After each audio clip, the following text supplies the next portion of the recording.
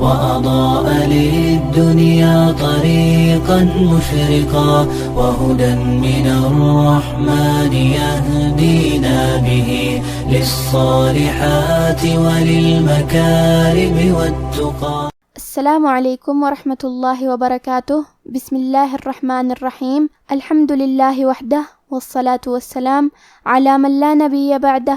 اما بعد. رب اشرح لی صدری ویسر لی امری واحلل عقدۃ من لسانی یفقہوا قولی. شروع کرتی ہوں اللہ کے نام سے جو بڑا مہربان نہایت رحم کرنے والا ہے. انشاءاللہ آج کے درس نمبر 241 میں سورۃ یاسین آیت نمبر 13 سے آیت نمبر 17 تک کی شرح اور ترجمہ سماعت فرمائیں گے. تو شروع کرتے ہیں. اعوذ باللہ من الشیطان الرجیم. واضرب لهم مثلا اصحاب القرية اذ جاءها المرسلون. کلمت واضرب میں یہاں الف ہے لیکن یہ حمزۃ وصل ہے تو ہم حمزہ کو ظاہر نہیں کریں گے. واو کے بعد حرف الضاد کو پڑھیں گے. ضاد کی ادائیگی زبان کے کروٹ اور اوپر کے داڑھوں کی جڑ سے ہے. ضاد حروف تفخیم میں سے ہے تو ہم یہ حرف کو بھاری آواز میں پڑھیں گے اور کیونکہ اس پہ جزم ہے تو ہمیں ضاد کو ظاہر کرنا ہے. حرف را کے نیچے زیر ہے تو یہاں را کا حکم ہے ترقیق. ہم حرف را کو پتلی آواز میں پڑھیں گے. آخری میں با پہ جزم ہے تو یہاں با کا حکم ہے قلقلہ. قلقلہ کا معنی ہے حرف ساکن کو ہلانا تو ہم حرف البا کو ہلاتے ہوئے یہ کلمہ کو پڑھیں گے. وضرب. کلمت لہم کے آخری میں میم ساکن ہے پھر حرف المیم ہے کلمت مثلا. یہاں حکم ہے ادغام متماثلین صغیر اور ادغام کا معنی ہے حرف کو حرف میں داخل کرنا تو ہم پہلے میم کو دوسرے میم میں ملا کے ایک ہی میم غنہ اور تشدید کے ساتھ پڑھیں گے. لہم مثلا. کلمت مثلا میں سا کی ادائیگی زبان کے سر اور اوپر والے دانتوں کے اندرونی کناروں سے ہے. آخری میں لام پہ تنوین زبر ہے. پھر حرف الالف آتا ہے کلمت اصحابہ. الف حروف الاظہار میں سے ہے اور اظہار کا معنی ہے ظاہر کرنا اور کیونکہ تنوین کی اصلیت نون ساکن ہے تو ہم یہاں تنوین ظاہر کریں گے اور اسے نون ساکن پڑھیں گے اور بغیر غنہ سے یہ حکم کو ادا کریں گے. مثلا اصحابہ.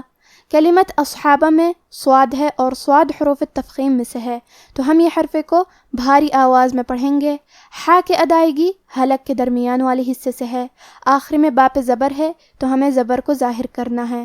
کلمت القریہ میں قاف کی ادائیگی زبان کے جڑ اور تالو کے نرم حصے سے ہے. قاف حروف تفخیم میں سے ہے تو ہم یہ حرف کو موٹی آواز میں پڑھیں گے. حرف را کا بھی حکم ہے تفخیم کیونکہ اس پہ جزم ہے لیکن اس کے پہلے والے حرف پہ قاف پہ زبر ہے تو ہمیں را کو موٹی آواز میں پڑھنا ہے. کلمت اذ میں دال ہے اور دال کی ادائیگی زبان کے سر اور اوپر والے دانتوں کے اندرونی کناروں سے ہے. کیونکہ یہاں دال ساکن ہے تو ہمیں دال کو ظاہر کرنا ہے. کلمت جاءہ میں الف پہ مد کا علامہ ہے. یہ مد واجب متصل ہے اور مد واجب متصل کا معنی ہے کہ حرف المد اور اس کی وجہ جو کہ حمزہ ہے دونوں ایک ہی کلمہ میں ہوں. اس مد میں ہم اپنی آواز 4 مد کے برابر لمبی کریں گے. کلمت المرسلون میں حرف را پہ جزم ہے. یہاں را کا حکم ہے تفخیم تو ہمیں را کو موٹی آواز میں پڑھنا ہے.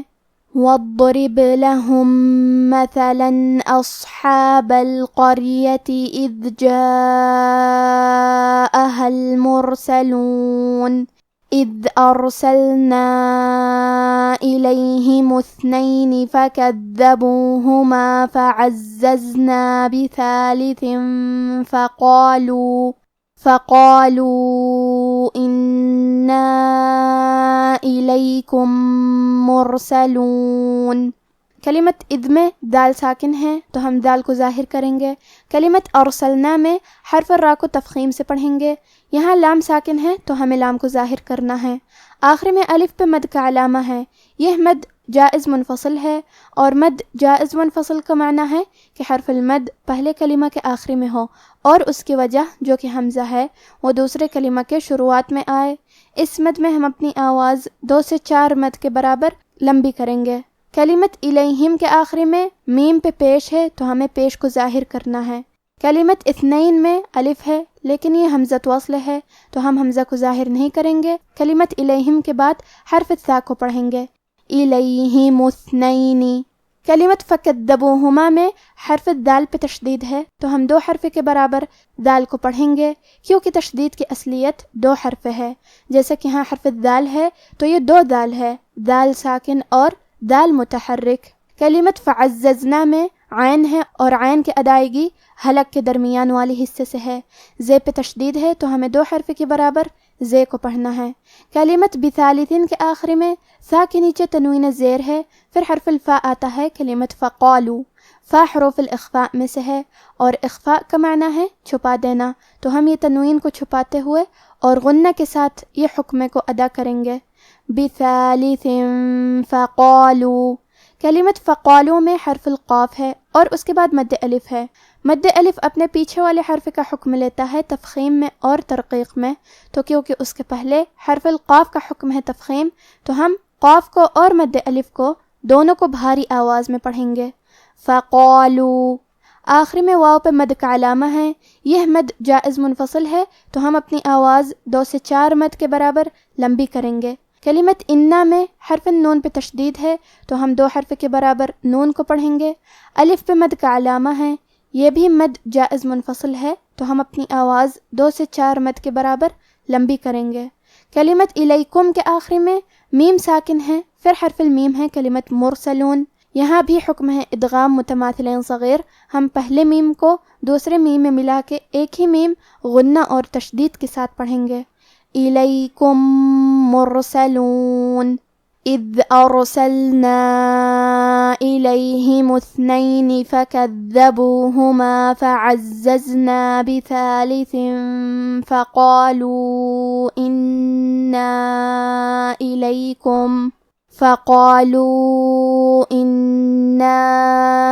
الیکم مرسلون قالوا ما انتم الا بشر مثلنا وما انزل الرحمن من شيء ان انتم الا تکذبون۔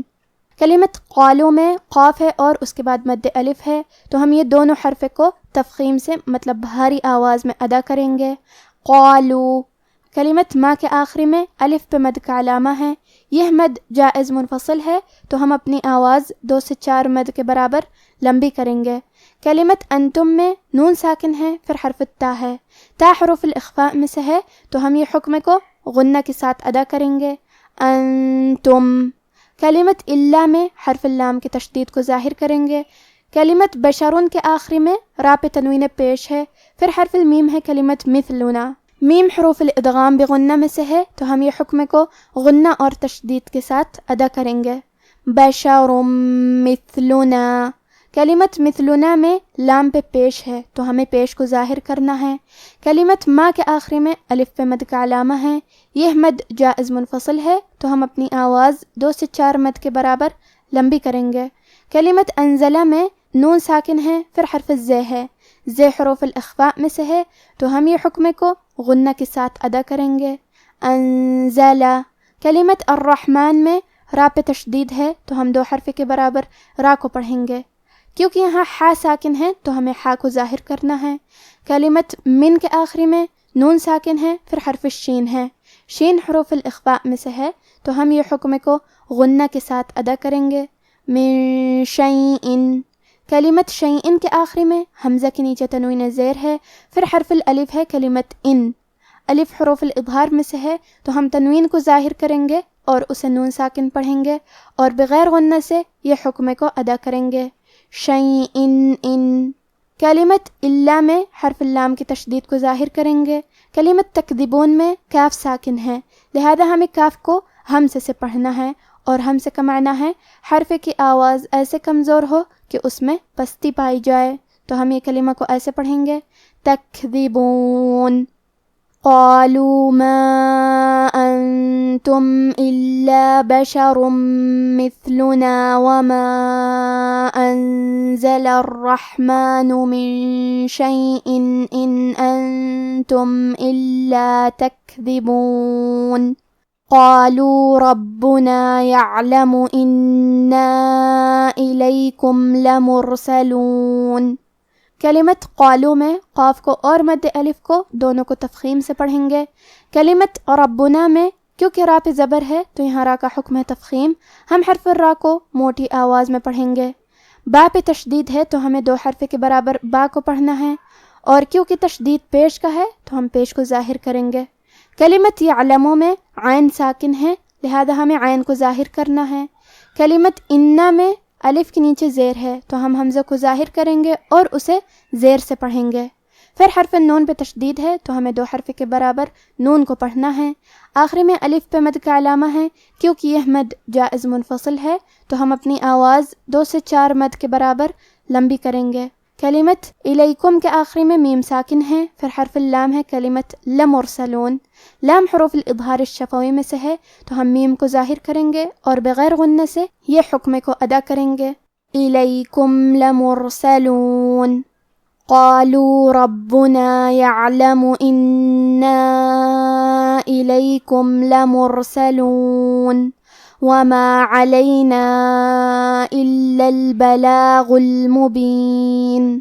کلمت علینا کے آخری میں الف پہ مد کا علامہ ہے، یہ مد جائز منفصل ہے تو ہم اپنی آواز 2 سے 4 مد کے برابر لمبی کریں گے۔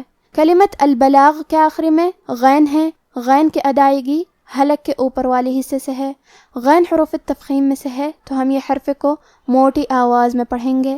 البلاغ وما علینا الا البلاغ المبین۔ اب آپ ان آیتوں کی تلاوت تجوید کے ساتھ سماعت فرمائیں۔ اعوذ باللہ من الشیطان الرجیم واضرب لهم مثلا أصحاب القرية إذ جاءها المرسلون إذ أرسلنا إليهم 2 فكذبوهما فعززنا بثالث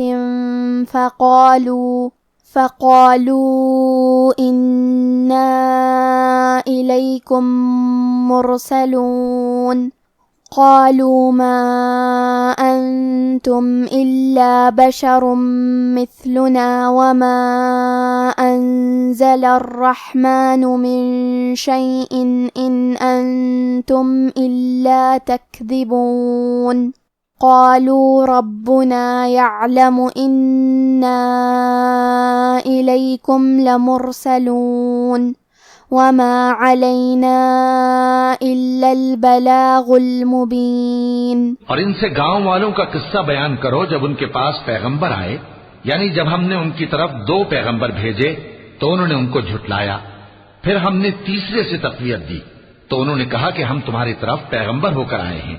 وہ بولے کہ تم اور کچھ نہیں مگر ہماری طرح کے آدمی ہو، اور رحمان نے کوئی چیز بھی نازل نہیں کی، تم محض جھوٹ بولتے ہو۔